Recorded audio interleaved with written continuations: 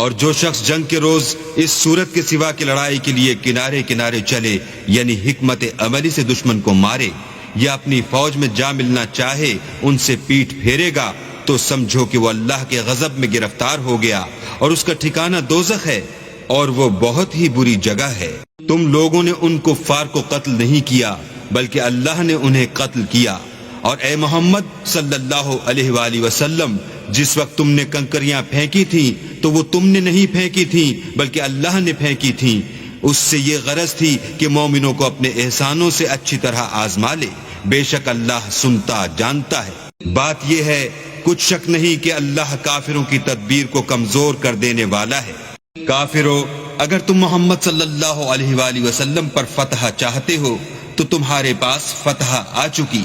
دیکھو، اگر تم اپنے افعال سے باز آ جاؤ تو تمہارے حق میں بہتر ہے، اور اگر پھر نافرمانی کرو گے تو ہم بھی پھر تمہیں عذاب کریں گے، اور تمہاری جماعت خواہ کتنی ہی کثیر ہو تمہارے کچھ بھی کام نہ آئے گی، اور اللہ تو مومنوں کے ساتھ ہے۔ اے ایمان والو، اللہ اور اس کے رسول کے حکم پر چلو اور اس سے روگردانی نہ کرو، اور تم سنتے ہو،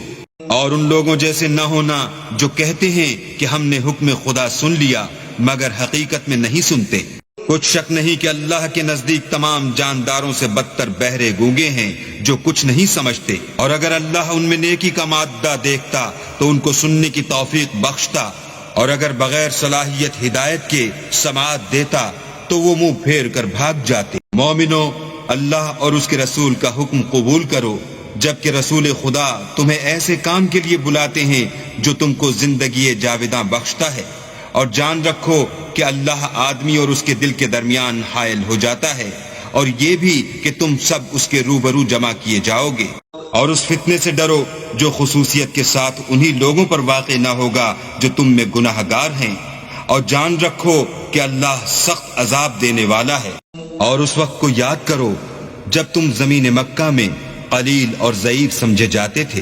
اور ڈرتے رہتے تھے کہ لوگ تمہیں اڑا نہ لے جائیں، یعنی بے خانما نہ کر دیں، تو اس نے تم کو جگہ دی اور اپنی مدد سے تم کو تقویت بخشی اور پاکیزہ چیزیں کھانے کو دیں تاکہ اس کا شکر کرو۔ اے ایمان والو، نہ تو اللہ اور رسول کی امانت میں خیانت کرو اور نہ اپنی امانتوں میں خیانت کرو، اور تم ان باتوں کو جانتے ہو، اور جان رکھو کہ تمہارا مال اور اولاد بڑی آزمائش ہے، اور یہ کہ اللہ کے پاس نیکیوں کا بڑا ثواب ہے۔ مومنو، اگر تم اللہ سے ڈرو گے تو وہ تمہارے لیے امر فارغ پیدا کر دے گا، یعنی تم کو ممتاز کر دے گا اور تمہارے گناہ مٹا دے گا اور تمہیں بخش دے گا، اور اللہ بڑے فضل والا ہے۔ اور اے محمد صلی اللہ علیہ وآلہ وسلم، اس وقت کو یاد کرو جب کافر لوگ تمہارے بارے میں چال چل رہے تھے کہ تم کو قید کر دیں یا جان سے مار دیں یا وطن سے نکال دیں،